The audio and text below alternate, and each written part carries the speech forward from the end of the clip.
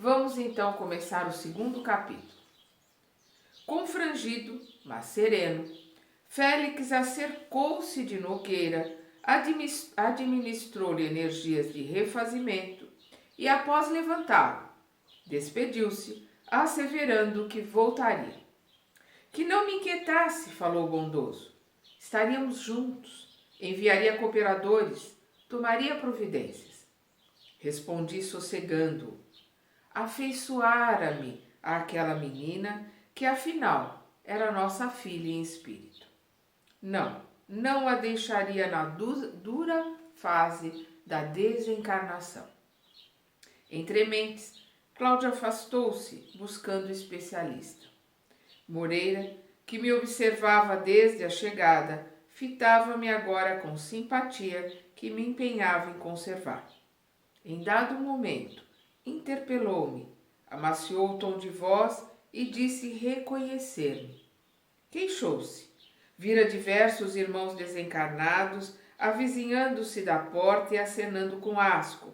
Apontavam Marita com desprezo, referiam-se a figurações despudoradas, traçavam gestos no ar, sugerindo quadros obscenos, e um deles chegara ao desplante de abordá-lo, indagando quem era aquela mulher que transpirava carniça. Tratei de consolá-lo, aquilo passaria. Esperávamos companheiros abastecidos com os recursos necessários, a fim de que isolássemos o recinto. Satisfazendo-lhe as perguntas, esclareci que, sem querer, assistira ao desastre e condoera-me daquela moça sozinha, jogada no asfalto. Quis saber menudências, contudo, temendo embaraços, prometi-lhe que, logo aparecesse oportunidade, colheria informes seguros para nós ambos. Então a gente vê aqui, né, que o Félix acalmou ali o Cláudio Nogueira, deixou mais tranquilo, né, e se afastou, prometendo trazer mais ajuda. O André colocando ali que ele se afeiçoara à menina, ele ficaria ali para ajudar. Nós vimos que o André baixou ali a vibração dele para que o Moreira, que era o obsessor ali do Cláudio, pudesse vê-lo ali, né, fazendo uma transfusão de energia vital para a Marita. E o Moreira se queixou ali, já num tom mais brando, se queixou dos espíritos que estavam ali do lado de fora do quarto, né, numa atitude desrespeitosa. Aí nós vemos aqui o André mentindo, dizendo que ele estava passando ali, quer dizer, ele está fazendo de tudo, ele está tendo um jogo de cintura ali para trazer o Moreira para o lado dele, né, para o lado dos trabalhadores. Ele viu ali, embora aquele amor torto que o Moreira tem pela Marita, né, que ele e o Cláudio foram os estupradores dela, que causaram toda essa comoção que a fez querer se suicidar. Desculpa. Ele está tentando trazer, embora seja um amor torto, é um sentimento, é um amor que o Moreira e o Cláudio encarnado, o Moreira desencarnado, obsessor, ali tem para com ela. Perdão, vamos continuar. Tentando harmonizá-lo com as exigências do serviço que nos defrontava, roguei-lhe permissão para cooperar. Ficaria contente se ele me aceitasse o concurso ali ao pé daquela jovem que a provação humilhava. Colher alguma experiência em hospital e poderia ser útil.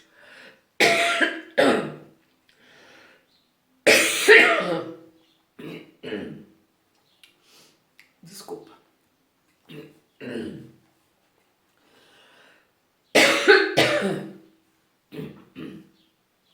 Perdão.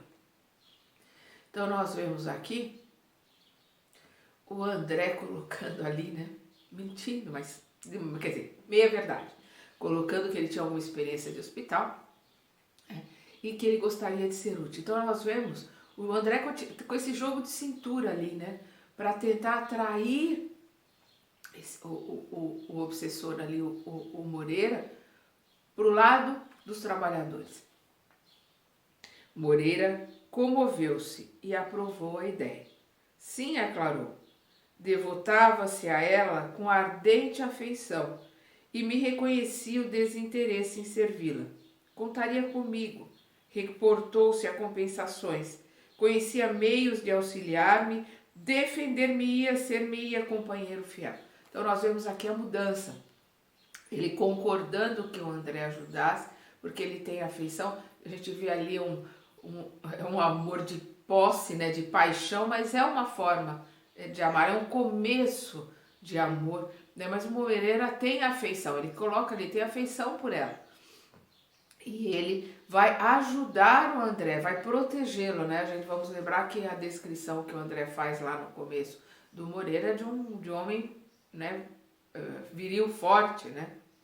De um espírito forte, né? Ali, trabalhando com os irmãozinhos menos esclarecidos, mas um espírito forte, né? De porte forte. E ele se propôs ali a defender o André, caso precisasse. Em seguida, examinou curiosamente o processo pelo qual a respiração de Marita era auxiliada e pediu-me instruções.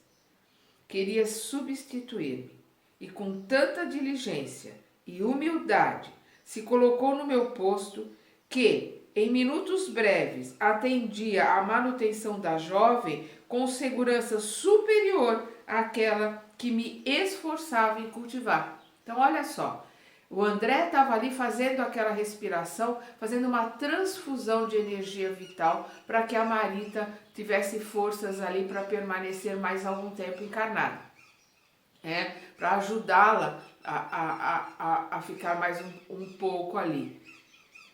E o Moreira, humildemente, se pediu ali para fazer o que o André estava fazendo, e na hora que ele começou a fazer a transfusão de energia, ele se mostrou melhor do que André. Por quê? Pelo amor? Então, também, pelo amor que ele tem pela Marita. Torto, mas é amor que ele tem por ela. Mas principalmente pelo Moreira ser um espírito mais denso. O André densificou as suas energias para poder ser visto pelo Moreira. Mas ele está em planos um pouquinho mais elevado. Então ele é um espírito mais fluido. O Moreira, por ser ele realmente um espírito denso, por ele conviver ali na matéria, né, numa simbiose com o Cláudio Nogueira, por ele se manter junto ali, né, da Terra, junto ali com os encarnados, ele tem mais energia fluídica da Terra, mais energia ali junto aos encarnados, essa energia que favorecia naquela hora ali a Marita, porque é uma energia telúrica, que ele mais densa, que fortaleceu mais rapidamente a Marita ali, junto ao seu perispírito e junto à sua matéria, né? Por ele ser um espírito mais ligado ali à matéria, ele pôde realizar um trabalho de transferência de energia vital muito mais forte, com mais energia telúrica, por ele ser mais ligado à Terra, e essas energias auxiliaram a Marita a se recuperar, mais do que o André, que transmitia energias, mas transmitia energias mais fluídicas. Procurei adestrá-lo. Obedeceu docilmente e guardou nos braços aquele corpo amarrotado que se transfigurara num fardo de dor, salpicado de fezes, né? Ela foi atropelada, né? Ela estava com os esfíncteres ali que foram danificados, né? Então ela estava com a urina solta, com as fezes soltas. Então ela estava ali com o corpo, né? Com urina e fezes ali que não tinha como parar. O perseguidor da véspera, tocado no âmago, enlaçou-a com a dignidade de um homem piedoso que socorre uma irmã, empregando-se no trabalho de instilar-lhe energias e reaquecer-lhe os pulmões com o próprio hálito.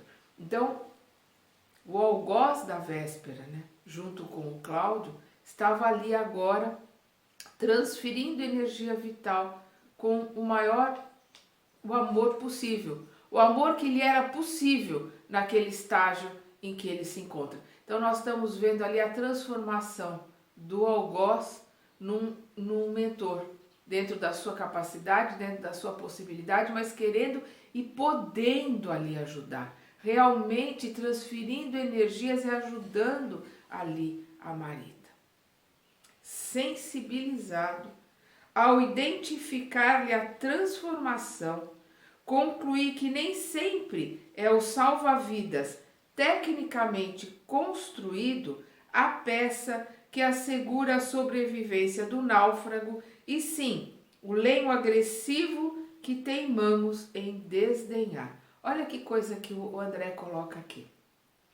Então, ele, médico, um espírito mais elevado, né, que o Cláudio, que o Moreira, vamos combinar, que eram ali os algozes da Marita, né, que prepararam aquele plano para poder estuprá-la. Então, não tem como a gente, embora o André minimize a situação, ele realmente, os dois ali foram os causadores de todo aquele mal. Mas ele no arrependimento, na transformação que o arrependimento, né, causou nele, e principalmente o arrependimento, mais a vontade de se ressarcir junto àquela que ele tinha causado tanto mal. Tanto o Cláudio quanto o Moreira, tanto encarnado como desencarnado, estavam ali querendo se ressarcir para com ela. Então ele pôde ajudá-la. O André coloca aqui, às vezes, um lenho, uma madeira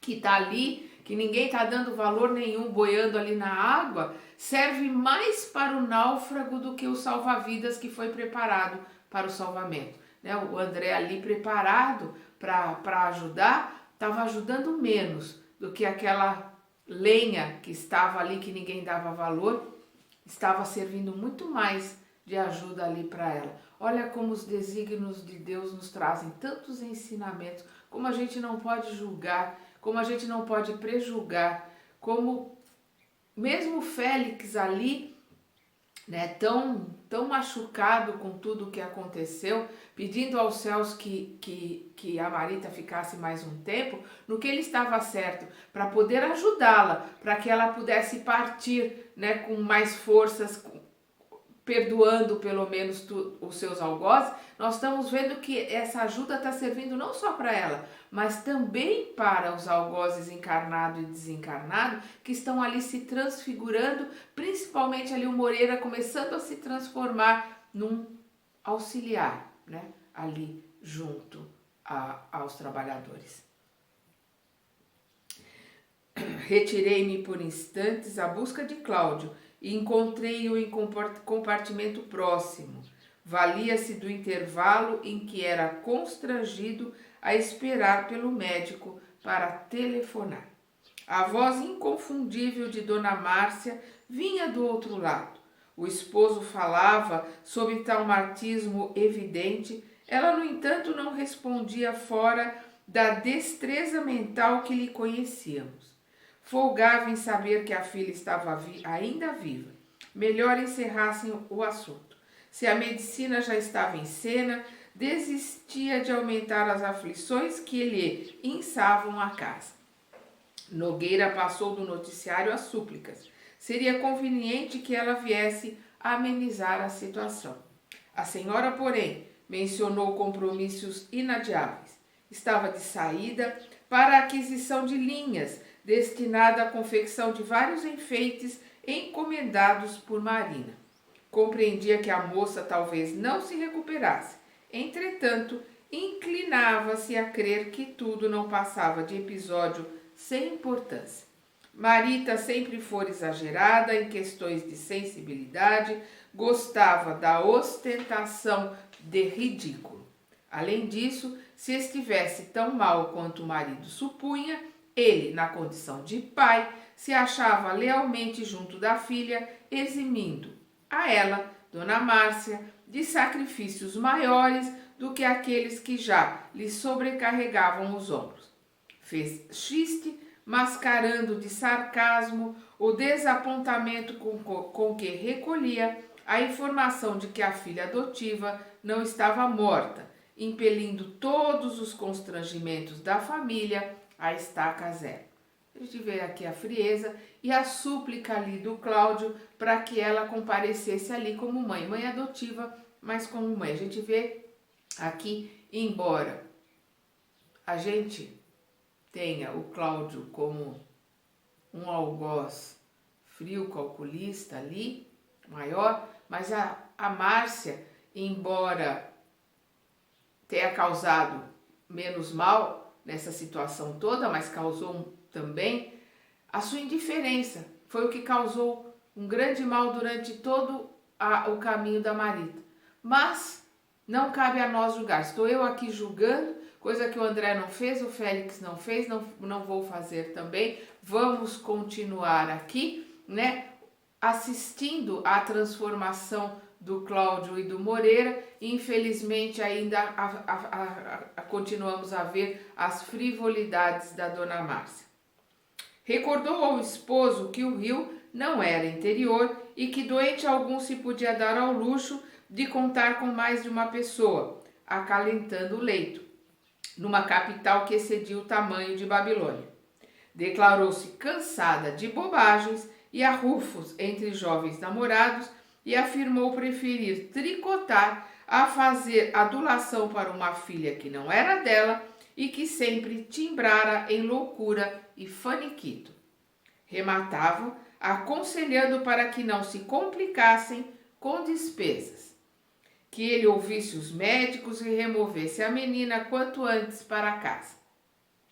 Nogueira, desolado, insistiu, pintando o quadro em que se contristava. Entretanto, a senhora encerrou a conversação, atirando-lhe uma frase que lhe despedaçou as últimas esperanças.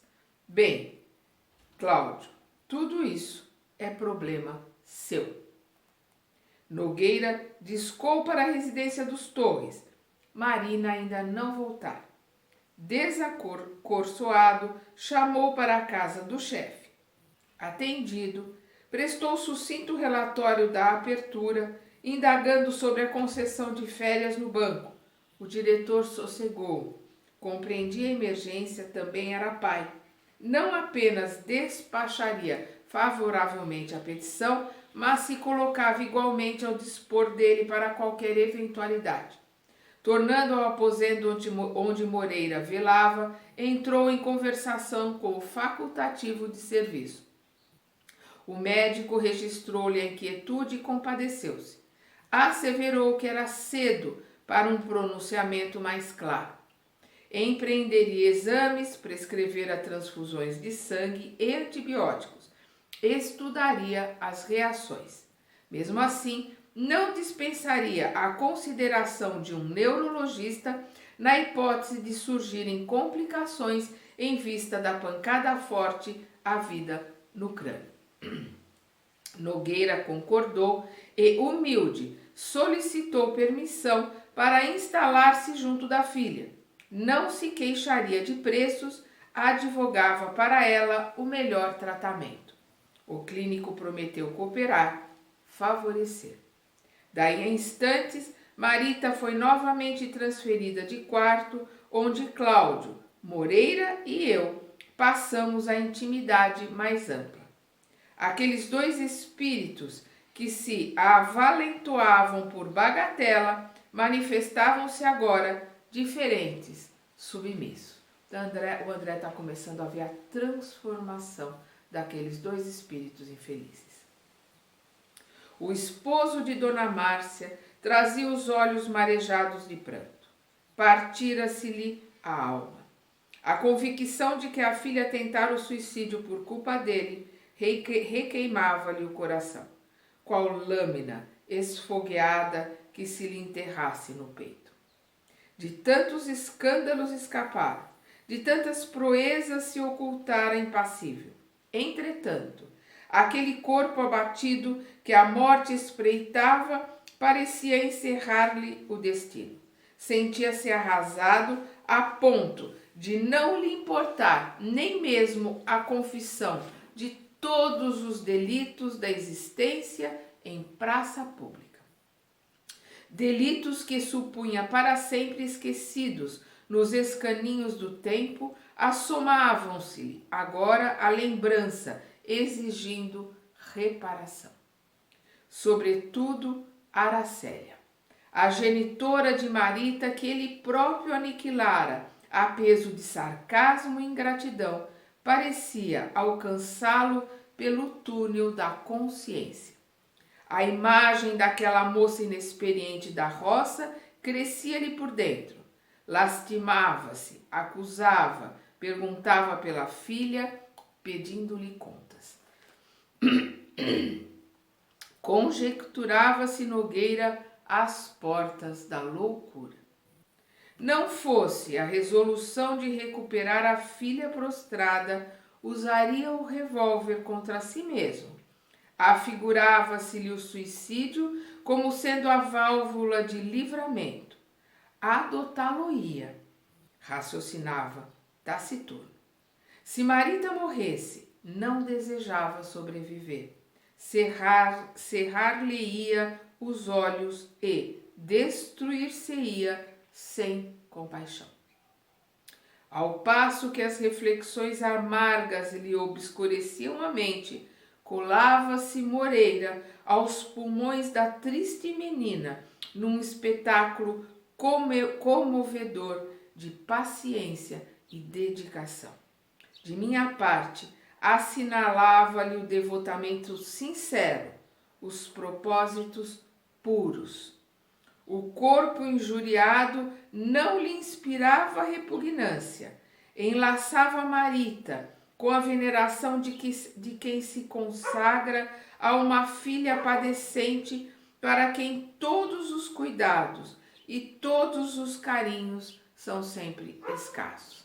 Olha só que mudança. De quando em quando, passava uma das mãos no rosto para enxugar as lágrimas.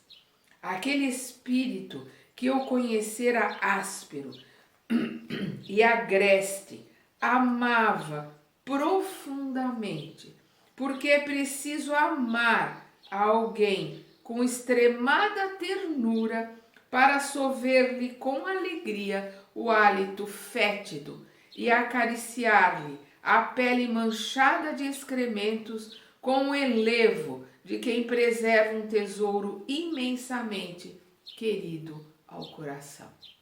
Olha que mudança. O silêncio era apenas cortado, de vez em vez, pelos movimentos da enfermeira que vinha fiscalizar o soro, a descer no braço, gota a gota, ou aplicar injeções, segundo os avisos médicos. O dia avançava. 3 da tarde. Calor. Para Cláudio, as horas assemelhavam-se a correntes que arrastava no cárcere do remorso. A noção de isolamento agigantou-se-lhe no espírito. Voltou ao telefone e procurou por Marina. A filha atendeu, palestrava. Cientificara-se do acidente por Dona Márcia. No entanto, esperava que a ocorrência desagradável não passasse de susto. Não lhe era possível comparecer no hospital. Dona Beatriz, que passara a considerar igualmente por mãe, piorara muitíssimo. Aguardava-se-lhe o fim a qualquer hora. Que o pai a desculpasse, entretanto, admitia que a irmã devia estar satisfeita ao saber-se assistida por ele. Impossível pedir mais. Nogueira regressou ao quarto, esmagado pelo desânimo. Ninguém para migalha de apoio, ninguém a estender-lhe o suplício. Ninguém a entender-lhe o suplício moral. Às 5, no entanto, alguém apareceu, um velho que solicitara a recomendação de clínico prestimoso. A sós com Nogueira, apresentou-se. Era Salomão, o farmacêutico. Declarou-se amigo da moça acidentada, estimava-lhe a lanheza de trato, apreciava-lhe as gentilezas. Vizinho da loja, partilhava com ela o café, quando obrigado ao lanche fora de casa. Surpreendera-se com a notícia do atropelamento e deliberara visitá-la, mesmo porque acreditava tivesse sido um dos últimos amigos que Marita ouvira na véspera. E, diante da curiosidade do reconhecimento do interlocutor, narrou quanto sabia, pormenor a pormenor. Evidente, concluiu, que alguma desilusão recôndita lhe ditara o gesto desesperado. Recordava-se perfeitamente de lhe haver notado o pranto que ela em vão buscava disfarçar. Teria ingerido os soporíferos que lhe dera e, identificando-lhes o caráter inofensivo, certamente que se projetara sob um automóvel em disparada. Cláudio ouviu chorando.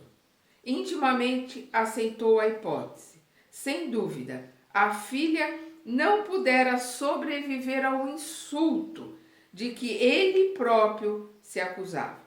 Aquele desconhecido confirmava-lhe as impressões. Refletiu no suplício moral da jovem humilhada antes de se lançar ao gesto infeliz. Sentiu-se o mais abjeto dos homens, no arrependimento que lhe azorragava todas as fibras da consciência, e agradeceu ao interlocutor, sofreando os soluços. Abraçou Salomão no impulso de louvável sinceridade e salientou que ele, o visitante gentil, era o verdadeiro e talvez o único amigo daquela criança que procurara a morte e que tudo fariam para reaver. O farmacêutico apiedado arriscou um alvitre. Confessou-se espírita e assinalou que os passes sob a cobertura da oração beneficiariam a menina prostrada. Ignorava quais os princípios religiosos de sua família. Entretanto, possuía um amigo, o senhor Agostinho, a quem poderiam recorrer. Confiava na prece, no amparo espiritual. Se Cláudio permitisse, buscá-lo-ia. Nogueira aceitou com humildade. Afirmou-se sozinho. Não lhe seria lícito recusar um auxílio que lhe era oferecido com tanta espontaneidade. Apenas admitiu que se via na obrigação de rogar o consentimento das autoridades. Vamos lembrar que o Cláudio Nogueira, está ali sozinho com a Marita, né? É o único encarnado que está ali. A Marina não se colocou para vir, a dona Márcia muito menos, né? Ela tinha que tricotar, fazer os bordados lá para a Marina, e ele estava só ele ali como encarnado, né? junto com a Marita. E que qualquer ajuda seria muito bem-vinda, e que o Salomão foi ali o único, né, que se predispôs a vir ver a Marita, então ele considerava que ele era o único amigo ali presente. O facultativo que lhes atendeu ao chamado ouviu a petição. Homem experimentado em angústias humanas, fitou Marita, não só com a inteligência do técnico que observa um aparelho a caminho do desmonte para verificações finais, mas também com o sentimento de um pai afetuoso, e asseverou que Cláudio dispunha do direito de prestar à filha a assistência religiosa que desejasse e que, sem abstendo de ferir o regulamento da instituição, fora do quarto, ali estava como na sua própria casa. Fora do quarto ele teria que manter os regulamentos da casa, mas ali dentro do quarto ele poderia fazer como ele quisesse. Compadecido, ele mesmo favoreceria a vinda de Salomão com o espírita que indicasse. E às 8 da noite, o boticário de Copacabana entrou com um amigo que carregava pequeno pacote em que se encontrava um livro. Nogueira espantou-se. Aquele homem que o saudava fraternalmente e que lhe era apresentado por senhor Agostinho, frequentava o banco onde se alinhava entre os clientes mais respeitados. Conhecia-lhe a posição de comerciante distinto, conquanto não lhe desfrutasse a intimidade. Entretanto, se o recém-chegado o reconhecia, não dava qualquer mostra. Interessou-se delicadamente pela moça e inteirou-se de todas as minudências do desastre com as atenções de quem escuta a própria família. Logo após, entre Cláudio e Salomão, orou emocionado, suplicou a bênção do Cristo para a menina atropelada, qual se expusesse diante de Jesus invisível, uma filha profundamente cara, e em seguida ministrou-lhe passes de longo curso com o devotamento de quem lhe transferia as próprias forças. Olha que cena linda, ele ali aplicando, né, para passes longitudinais, né, que são passes de longo curso, né, em oração, né, contrida, uma oração sentida ali, buscando auxílio para a Marita. Cooperamos com ele sob o olhar penetrante de Moreira, que tudo anotava, como que sequioso de aprender. A operação, saturada de agentes reconstituintes do plano físico, infundiu grande bem à moça, melhorando-lhe a condição geral. Relaxou-se-lhe mais intensamente o esfíncter da micção, a respiração desoprimiu-se e conseguiu entrar em sono calmo. Então, através daquela oração, ela acalmou-se, né, e conseguiu ali adormecer mais tranquilo. Cláudio solicitou a presença da enfermeira e, enquanto a serviçal modificava a rouparia, os três conversaram em saleta próxima. Informado então de que Nogueira jamais tivera contato com princípios religiosos, Agostinho ofereceu-lhe o livro que trazia um exemplar de O Evangelho segundo o Espiritismo e prometeu voltar na manhã seguinte. Como ela melhorou ali, né? O esfíncter ali melhorou um pouco, então ela diminuiu ali, né? A urina, as fezes que estavam sendo soltas, ela se acalmou um pouco. O Cláudio chamou a enfermeira para que limpasse, trocasse a cama, né? Desse uma higienização ali para que a Marita pudesse se sentir e ficar melhor. E ele recebeu, né, do seu Agostinho, um exemplar do Evangelho segundo o Espiritismo. Vamos continuar aprendendo junto com André Luiz no próximo capítulo.